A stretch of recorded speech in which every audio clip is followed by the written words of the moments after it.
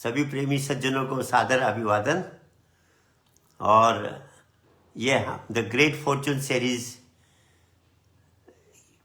4 great Fortune series का ये चौथा भाग्य की आज हम चर्चा करने जा रहे हैं। पहले की सीरीज में वीडियोस में हमने 3 ग्रेट फॉर्चून की चर्चा की। पहला ग्रेट फॉर्चून था मानव शरीर की प्राप्ति, दूसरा ग्रेट फॉर्चून था सत्संग की प्राप्ति, तीसरा ग्रेट फॉर्चून था समय के सच्चे महापुरुष की, सच्चे गुरु महाराज की प्राप्ति, जो हमको गर्व का ज्ञान दे दे। तीनों ये इम्पोर्टेंट है, क्योंकि मनुष्य शरीर ही नहीं मिला अगर हमको 84 लाख में हम ये आगे का कुछ भी नहीं कर सकते। पहली रिक्वायरमेंट, पहला प्रभु की बड़ी कृपा है, हमको मनुष्य शरीर मिला। दूसरी कृपा है हमको सच्चे महापुरुषों के संपर्क में, संत महात्माओं के संपर्क में सत्संग मिला।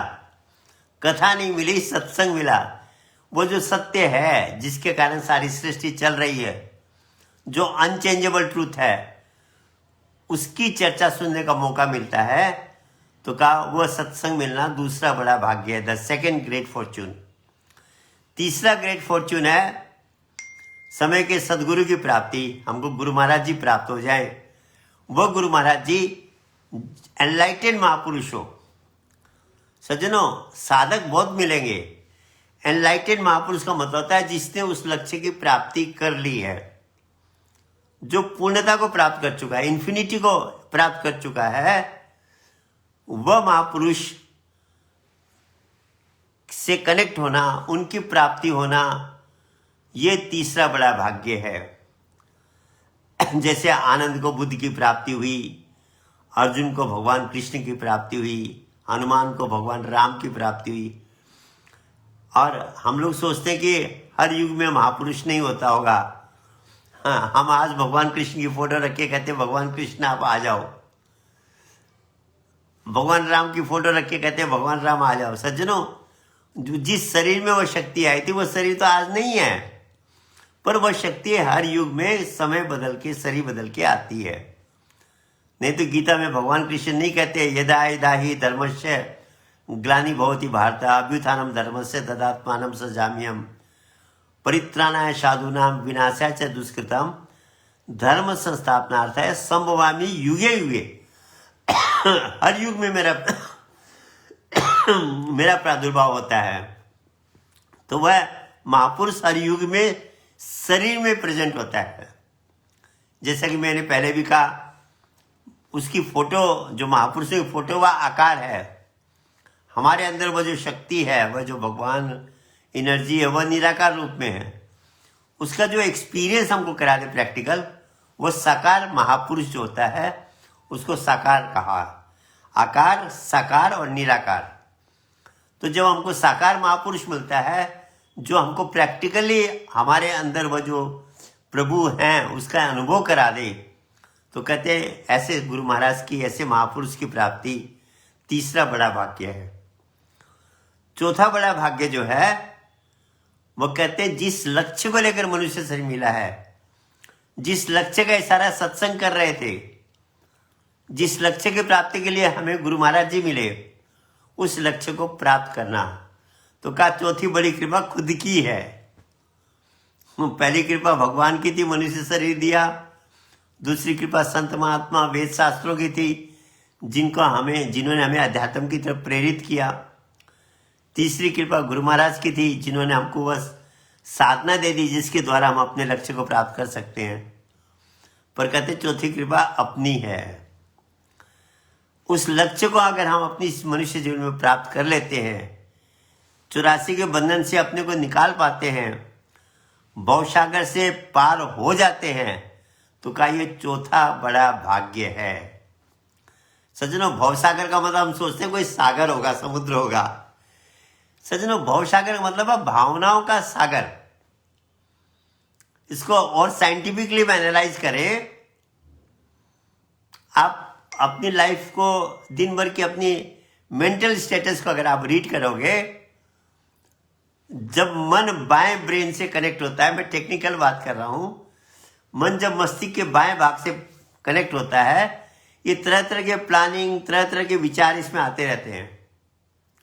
ये जो विचार और भावनाएं दिन भर हमारे अंदर घूमती रहती है, मैं ये करूंगा, उसको ये बोलूंगा, मैंने उसको ने मेरे को ये कहा, मैं ऐसा प्लान कर रहा हूं, ये जो दिन भर के विचारों का समुद्र हमारे अंदर पैदा होता रहता है, इसी को भावनाओं का सागर कहा। आप कहेंगे जी ये तो आती रहेगी, ऐसा नहीं है। एक ऐसी भी स्थिति होती है जिसमें व्यक्ति जीते जी इन भावना से मुक्त हो जाता है, पार हो जाता है। लोग कहते हैं मुक्ति की प्राप्ति मरने के बाद होती है, गलत बात है सज्जनों। चौथा बड़ा भाग्य है मोक्ष की, मुक्ति की प्राप्ति। इसको दूसरी भाषा में कहें तो एनलाइटनमेंट को प्राप्त होना, और किसी भाषा में कहें तो अनंतता को प्राप्त होना। ये अनेक इसके शब्द हैं, सबका तात्पर्य मीनिंग एक ही है। तो का चौथा बड़ा भाग्य है उस मुक्त अवस्था को, एनलाइटनमेंट को प्राप्त करना, भवसागर से परमानेंटली मुक्त हो जाना। तो सज्जनों, ये भावनाओं का सागर जो हमारे ब्रेन और माइंड का कॉम्बिनेशन है, इसको समाप्त कैसे करेंगे? क्या ये सचमुच में समाप्त हो सकता है? भगवान कृष्ण गीता में कहते हो सकता है। क्या करना पड़ेगा उसके लिए? का तस्मात् सर्वेषु कालेषु। ये गीता का इसेंस है ये श्लोक। ये श्लोक अगर हमारे जीवन में प्रैक्टिकल हो गया तो कुछ करना बाकी नहीं रहा। तो कहते हैं तस्मात् सर्वेषु कालेषु माम अनुस्मर युद्ध च मया अर्पित मनोर्बुद्धि मामेव शस्येत् सस्यम्। कि हे अर्जुन, तुम निरंतर सुमिरन करो। निरंतर का मतलब क्या हुआ सज्जनों? 24 आवर्स कंटिन्यूअस, ब्रेक है ही नहीं उसमें, एक सेकंड का भी ब्रेक नहीं है। हर श्वास में प्रभु के नाम का सुमिरन हो रहा हो तो का, और अपने काम भी करो। आप कहोगे जी दोनों काम कैसे हो सकते हैं? सज्जनों, जो असली सुमिरन है वह ऐसा ही है। तो का निरंतर सुमिरन करो और अपना कर्म भी करो। वो हम कहते हैं ना, कर्म करते रहो, नाम जपते रहो। तो दोनों काम एक साथ करने के लिए कह रहे हैं भगवान कृष्ण। फिर क्या होगा? कहते हैं मया अर्पित मन और बुद्धि। तुम्हारे मन और बुद्धि मेरे में कनेक्ट हो जाएंगे। मन जो है बाएं ब्रेन से डिस्कनेक्ट हो जाएगा। और सज्जनों, जब तक मन बाएं ब्रेन से कनेक्ट रहता है तभी तक ये भावनाओं का सागर चलता है। जो ही मन आपके मस्तिष्क के बाएं भाग से डिस्कनेक्ट हो जाता है, इसका कनेक्शन हट जाता है, विचारों का प्रभाव बंद हो जाता है, ये भावनाओं का सागर सूख जाता है। इसीलिए कहा जासु नाम लेते एक बारा नर उतरई भव Sindhu अपारा।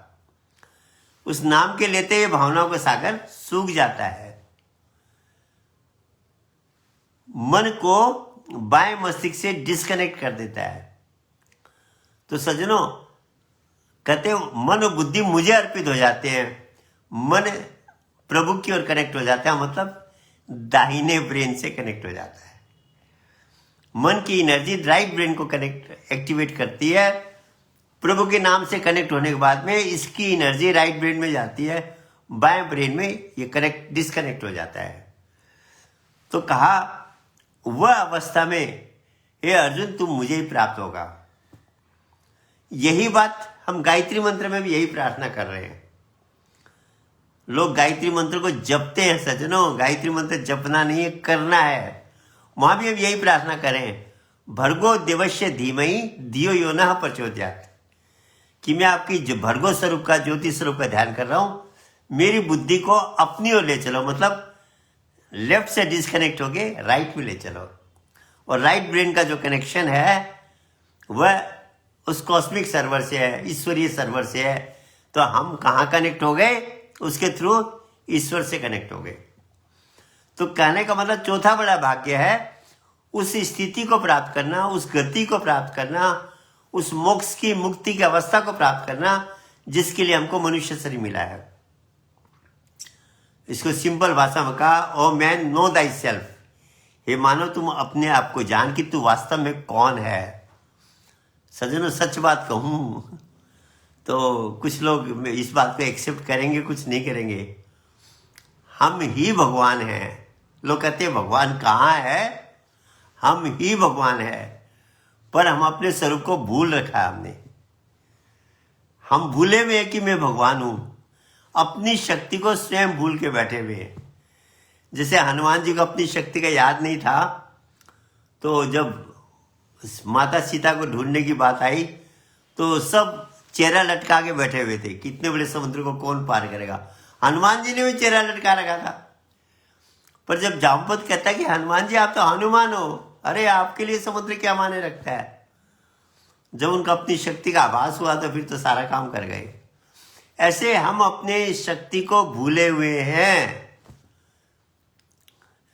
We have forgotten our self, जिसका परिणाम है कि हम संसार में अपने आप को असहाय और दुखी महसूस कर रहे हैं। वह एक कथा आती है ना कि एक भेड़ चराने वाला जंगल में गया भेड़ों को लेकर, उसको सिंह का छोटा बच्चा मिल गया। वो छोटा बच्चा जो था, अब मां को मार दिया होगा शिकारी ने, बेचारा छोटा सा बच्चा अकेला था। उसको दया आई, उसको उठा के ले आया और अपनी भेड़ों के साथ रख दिया, लालन पालन किया उसका। धीरे धीरे बड़ा हो गया। सिंह डीएनए तो आखिर शेर का ही था उसमें, भेड़ का तो था नहीं। तो शरीर तो उसका भाई बलिष्ठ और विशाल शरीर बना, पर भेड़ों के साथ रहने से उसकी सारी आदतें भेड़ वाली हो गई। मैं करना, वही भेड़ों की तरह रहना, सब कुछ वही हो गया। उसको पता ही नहीं था कि मैं शेर हूं, वो अपने को भेड़ ही समझने लगा। शिकारी, वह भेड़ चराने वाला गड़ेड़िया जो है, हमेशा जंगल में जाता ही था भेड़ चराने, और भेड़ों के साथ वह शेर का बच्चा भी जाता था, अब तो शेर ही हो गया। एक दिन जब वह भेड़ों को लेके गया जंगल में, तो कहीं सिंह ऐसे स्थान में गया जहां उधर सिंह था, शेर था। और शेर ने जब दहाड़ा, उसकी गर्जना हुई तो सब डर के मारे भागने लगे। वो गड़ेड़िया भी भागने लगा, भेड़ें भी भागने लगी, साथ साथ वह शेर भी भागने लगा और शेर का बच्चा भी भागने लगा। अब शेर ही कहिए उसको। सिंह ने देखा कि अरे ये भेड़ों के बीच में एक शेर भाग रहा है। शेर ने दौड़ लगाई और उसको पकड़ लिया। बाकी सब भाग गए, उसने उस शेर को पकड़ लिया। वो डर के मारे कहता है मुझे छोड़ दे छोड़ दे। बोले अरे तू कहां इनके साथ जा रहा है, तू तो शेर है, ये तो भेड़े हैं। कहता नहीं नहीं मैं भी भेड़ हूं। अरे बोले तू भेड़ नहीं है, शेर है। अगर हम कहेंगे आप भगवान हो, कहेंगे कि आप क्या बात कर रहे हो, हम थोड़ी भगवान है, भगवान तो बहुत बड़ी चीज है। और ये पता नहीं कि हम अपने स्वरूप को नहीं जान करके जीव बने हुए। जिस दिन अपने स्वरूप को जान लेंगे, हम भी उस स्वरूप, उस भगवान में एकाकार हो जाएंगे। बूंद तभी तक समुद्र नहीं है जब तक समुद्र में मिलती नहीं है। जिस दिन बूंद समुद्र में मिल जाती है, वो बूंद नहीं रहती, समुद्र बन जाती है। ऐसे आत्मा बूंदी रूप जब तक उस सूक्ष्म अक्षर ब्रह्म से कनेक्ट नहीं है, तब तक ये आत्मा अपने को सीमित मान रही है। जिस दिन उस स्वरूप को जान लेगी, यही परमात्मा है। गेम हमने खेला है और हम ही फंसे हुए हैं। क्या विचित्र बात है। तो उसको पकड़ लिया शेर के बच्चे को और कहा अरे तू तो शेर है। बोला नहीं नहीं मैं तो भेड़ हूं। शेर ने कहा मैं इसको कैसे समझाऊं। आजकल कुछ लोग तो कहते हैं हम सब कुछ नहीं, आत्मा भी नहीं मानते, कहते हम तो शरीर ही है। शरीर एक दिन छूटता है तब क्या होता है। सज्जनों, शरीर तो हमारा कपड़े की तरह है। जैसे व्यक्ति कपड़ा बदलता है, ऐसे ठंडियों में, अब जैसे अभी ठंड आ रखी है, हम लोगों ने गर्म कपड़े पहन रखे, गर्मियों में व्यक्ति हल्के कपड़े पहनता है। कपड़ों से व्यक्ति थोड़ी बदलता है, कपड़े तो चेंज होते हैं। ऐसे कहते हैं आत्मा कपड़े बदलती है। तो उसको ले गया, कहा तू भेड़ नहीं है शेर है। कहता नहीं, तो मैं तो भेड़ हूं। कहा तो ऐसा क्यों कह रहा है? बोला भेड़ों के साथ, बोला इनकी यही मेरे सब माता पिता हैं, इन्हीं के साथ में रहा हूं। बोले नहीं यार, तू अलग है, चल मेरे साथ। उसको ले गया समुद्र के एक नदी के कोई छोटा मोटा तालाब था, उसके पास ले जाकर तू अपना शरीर देख, जरा चेहरा देख। जब चेहरा देखा तो उससे पहले उसने अपने को आपको देखा ही नहीं था। बॉडी देखी तो सिंह जैसी है, भेड़ जैसा शरीर ही नहीं है। अब थोड़ा सा दिमाग घुमा उसका, फिर भी शेर का बच्चा कहता है नहीं नहीं, मैं तो शेर नहीं हूं, मैं तुम्हारे जैसा नहीं, मैं तो भेड़ी हूं। बोले क्यों? बोला आप जब बोलते हो तो कैसी गर्जना निकलती है, मैं जब बोलता हूं तो मैं निकलती है। अरे बोला तुमने आदत खराब कर रखी है, संगत का असर हो गया तुम्हारे ऊपर। कहते संगत से गुण उपजे और संगत से गुण जाए। तेरा भेड़ों के साथ रहने से इफेक्ट हो गया है, इसलिए तेरी आवाज में मेरे में आ रहा है। चल मैं तेरे को ट्रेनिंग देता हूं। ले गया पकड़ के, मिट्टी में मुंह डाल के उसको गर्ज करना सिखाया। प्रैक्टिस करते करते अंत में उसकी गर्जना प्रकट हो गई। तब सिंह के बच्चे को पता लगा कि मैं तो शेर हूं, जंगल का राजा हूं, ये सारे मेरे अंडर में हैं, मैं सबसे टॉप में हूं। तब उसको पता लगता है। यही बिल्कुल स्थिति सजना हमारी है। हम अपने आप को भूले हुए हैं और दोष परिवार को देते हैं, समाज को देते हैं, नेताओं को देते हैं, भाग्य को देते हैं। क्यों? दोषी तो हम हैं, हमने अपनी शक्ति को प्रकट नहीं किया, कोशिश नहीं की। क्योंकि वास्तव में तो जैसा हमने पहले भी कई बार सुन रखा है, ये मन और बुद्धि जो है हमारी, इसी के चक्कर में आत्मा फंसी हुई है। मन जो है, समझिए ये मन और बुद्धि ने अपने आप को मैं समझ रखा है, जबकि आत्मा कुछ नहीं कर रही, वह तो दृष्टा के रूप में बैठी हुई है। वह चाह रही है कि मैं अनंतता को प्राप्त कर लूं, और ये भावना हर व्यक्ति के अंदर है। हम लोग कई बार अहंकार में दूसरे को गिराना चाहते हैं, दूसरे को छोटा समझते हैं। सज्जनों, अगर आप गहराई से देखेंगे, कोई किसी से कम नहीं है, क्योंकि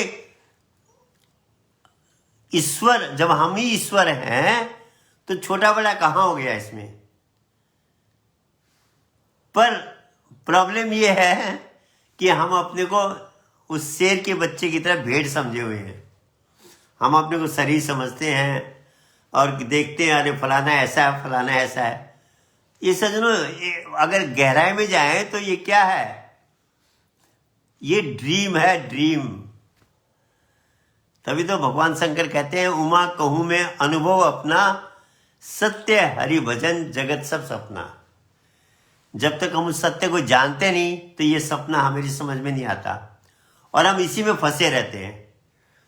पर जब उस साधना करके उस सत्य से कनेक्ट हो जाएंगे तो हमको पता लगेगा हम तो इससे बहुत ऊपर हैं। ये तो केवल खेल है, ड्रामा है जो हम खेल रहे हैं। तो सज्जनों, मुक्ति अवस्था को प्राप्त करना, 84 के बंधन से छोटे अपने को छुड़ा लेना, उस ईश्वर तत्व में एकाकार हो जाना, ये चौथा बड़ा भाग्य है। इसलिए हम इस बात को कह सकते कि हम ही भगवान हैं, पर हम अपने आप को भूले हुए हैं। मैं आपको एक छोटा सा लॉजिक दे रहा हूं। हमारे अंदर 5 इच्छाएं कॉमन हैं। एक गरीब में भी है, एक पढ़े लिखे व्यक्ति में भी है, धनी में भी है, अनपढ़ में भी है। सबके अंदर कहीं किसी जाति धर्म का व्यक्ति हो, ये 5 कॉमन डिजायर्स हम सबके अंदर है। पहली डिजायर है, हम चाहते हैं हम अमरता को प्राप्त करें। We want to be immortal. यह अलग बात है, हम मरते हैं, व्यक्ति को मरते हुए देखते हैं, पर हमें ये महसूस कभी नहीं होता कि मैं मरूंगा, क्योंकि आत्मा जो है इमॉर्टल है। साइंस भी कहती है energy can neither be created nor it can be destroyed. दूसरी हमारे अंदर इच्छा क्या है कि मैं स्वतंत्र रहूं, किसी के कंट्रोल में न रहूं। मजबूरी में किसी कंट्रोल में होते हैं, पर अंदर से इच्छा होती है कि मैं स्वतंत्र रहूं। We want to be independent of everything. तीसरी, अभी कोरोना ने सबको घर में कमरे में बंद कर रखा है, तो मजबूरी में, पर आदमी बंद के नहीं रहना चाहता। तो कहा तीसरी जो हमारे अंदर कॉमन डिजायर है वो ये कि मैं हमेशा आनंद में रहूं, कभी दुख नहीं आए मेरे जीवन में। I want to be all the time happy. Bhutan में तो जो हैप्पीनेस को जीडीपी माना गया है कि व्यक्ति, हमारी प्रजा कितनी खुश है, वही हमारा जीडीपी है। नहीं तो लोग पैसे से जीडीपी नापते हैं ना, कि भाई धन संपत्ति से जीडीपी नापा जाता है कंट्रीज में। भूटान का एक स्पेशलिटी है ये कि वह हैप्पीनेस का जीडीपी है। तो अध्यात्म कहता है हमारे अंदर, हर व्यक्ति के अंदर इच्छा है कि हम हमेशा खुश रहें, हमेशा आनंद में रहें। ये कॉमन डिजायर्स है, हर व्यक्ति के अंदर ये इच्छा मिलेगी आपको। चौथी हमारे अंदर इच्छा क्या है कि मुझे सब चीज की जानकारी प्राप्त हो जाए। बचपन से ही हमारी जिज्ञासा रहती है, मुझे सब कुछ जानने को मिल जाए। बच्चा प्रश्न करता है, पापा ये क्या है, मम्मी ये क्या है। हम स्कूल में टीचर से प्रश्न करते हैं, जिज्ञासु संतों से प्रश्न करता है। जानने की इच्छा हमारे अंदर बनी रहती है।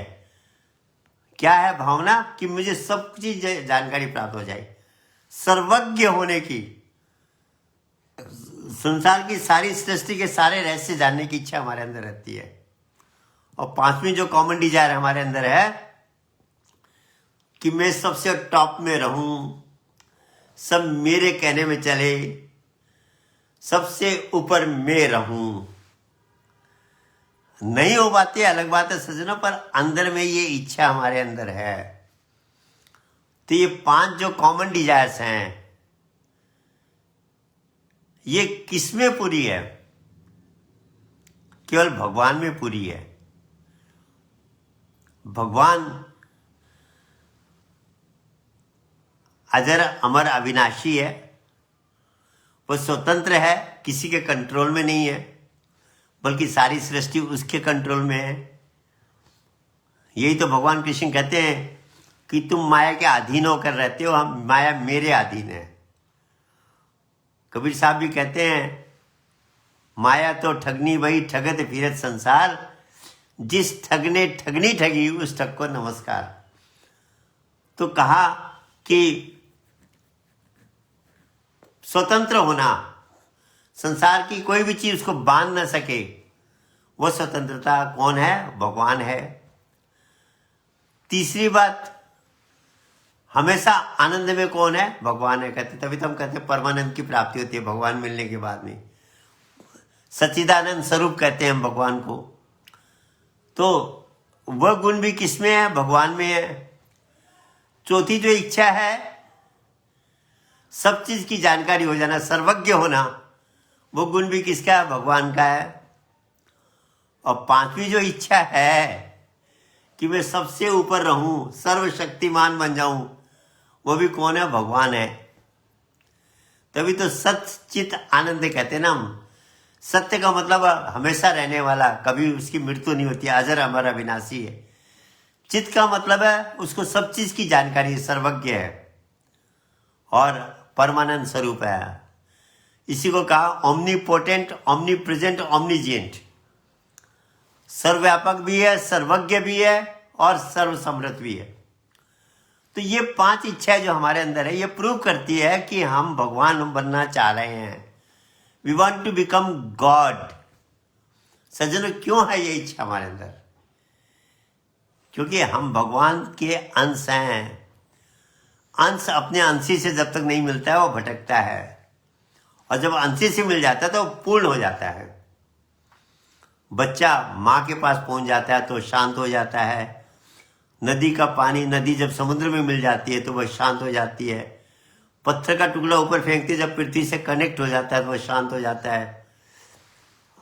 अग्नि जलाते तो ऑक्सीजन जब ऊपर एटमॉस्फेयर में मिल जाती है तो वह समा जाती है। हर अंश अपने अंशी से मिलना चाहता है, या आत्मा ईश्वर की अंश जब ईश्वर से मिल जाती है तो ईश्वर के एकाकार होकर ईश्वरत्व को प्राप्त कर लेती है। तो एक्चुअली हमारी स्थिति शेर जैसी है, वो जो शेर के बच्चे जैसी है। डीएनए शेर का था, भेड़ों के साथ रह के भेड़ समझ रहा था। हम भी ये संसार में रहकर अपने को माया समझते हैं। एक्चुअली आत्मा नहीं समझ रही। ये कौन समझ रहा है कि हम संसार में शरीर है, आत्मा नहीं है? ये मन और बुद्धि का कॉम्बिनेशन समझ रहा है। क्योंकि जो मन है ये विचित्र है। अभी तक साइंस मन को नहीं समझ पाई है। आप डिक्शनरी या इंटरनेट ढूंढ लो, मन का प्रॉपर डेफिनेशन नहीं है, मुझे तो नहीं मिला। मन क्या है ये ना विज्ञान ठीक से बोल पा रहा, ना ये फिलोसोफर बता पा रहे। हाँ, एनलाइटेड महापुरुष होता है, वह मन की रमज समझा सकता है, और उसी के कृपा से हम मन के रहस्य को समझ पाते हैं। तो मन एक्चुअली क्या है? कहते हैं ना भौतिक है ना, ये दोनों मिक्स है। जैसे मोम लिक्विड भी है, तरल पदार्थ भी है और ठोस पदार्थ भी है। गर्म कर दो तो लिक्विड हो गया, ठंडा कर दो सॉलिड हो गया। ये मन दोनों काम करता है। ये पराभौतिक भी बन जाता है आत्मा से कनेक्ट होके, और माया से भौतिक वस्तु से कनेक्ट होके भौतिक समझने लगता है अपने को। अब ये मन लगातार हमारा भौतिक से कनेक्टेड है तो ये अपने को भौतिक समझने लग गया। आत्मा तो बेचारी शांत दृष्टा के रूप में बैठी है। तो करना क्या है? ये मन को जब आत्मा से कनेक्ट करेंगे तो फिर पराभौतिक बन जाएगा और आत्मा अपने आप को जान लेगी। यही तो सोक्रेटिस ने कहा, मैन नो दाई सेल्फ। अब आप देखिए प्रॉब्लम कहां है। आपके पास शीशा है, आप शीशे में अपना चेहरा देखना चाहते हो, पर आप शीशे को ऐसे हिला रहे हो बहुत जोर से, आपको अपना चेहरा दिखेगा? नहीं। क्या करना पड़ेगा? शीशे को रोकना पड़ेगा। आप तभी तो अपना चेहरा देखते हो कि ऐसे हिला के चेहरा देखते हो। आप कहोगे जी शीशा जब स्थिर होता है, स्टेबल होता है, तब हम अपने को देख सकते हैं। पर मान लीजिए शीशा भी स्टेबल है, पर उसके ऊपर मेला लगा हुआ पूरा, चेहरा दिखाई देगा अच्छी तरह? नहीं देगा। शीशा साफ भी होना पड़ेगा। ये दो चीज जब होगी, शीशा साफ होगा और स्थिर होगा, तब आप अपने चेहरे को प्रैक्टिकली देख सकते हैं। ऐसे आत्मा अपने को देखना चाह रही है, और देखते ही जिस दिन आत्मा अपने को देख लेगी वह अनंतता को प्राप्त हो जाएगी। आप कहोगे जी कैसे? आप कभी सैलून में गए होंगे, सैलून में दोनों तरफ शीशे लगे हुए हैं। आपने कभी गिनती की आपके कितने चेहरे हैं उसमें? 1 2 3 4 5 गिन सकते आप? आपको अनंत चेहरे दिखते हैं, गिन नहीं सकते हम उसको। वो क्या एक दूसरे को रिफ्लेक्ट कर रहा है। वह इस इमेज को वह रिफ्लेक्ट कर रहा है, उस इमेज को ये रिफ्लेक्ट कर रहा है, और आपको अनंत इमेज दिखाई दे रही है। ऐसे आत्मा रूपी शीशा जब मन रूपी मिरर के अंदर अपने आप को देखेगा तो वह इन्फिनिटी को प्राप्त कर जाएगा। सिंपल लॉजिक है, पर इसके लिए मन स्थिर होना पड़ेगा और साफ होना पड़ेगा। ये दोनों काम हमको करने पड़ेंगे, मनुष्य से मिला है। और जिस दिन हम इस काम को कर लेंगे, मन रूपी शीशे को साफ कर देंगे और स्थिर कर देंगे, तो सज्जनों हम अपने जो लक्ष्य है, चौथा बड़ा भाग्य, उसको प्राप्त कर लेंगे। समय हो गया है। ये शीशा साफ कैसे किया जाएगा, इसके लिए हमने क्या करना है, उस चौथे बड़े भाग्य की उस मुक्ति अवस्था को प्राप्त करने के लिए क्या करना पड़ेगा, ये हम कल डिस्कस करेंगे। और आज यहीं पर हम विश्राम लेते हैं। सबको मेरा नमस्कार, धन्यवाद।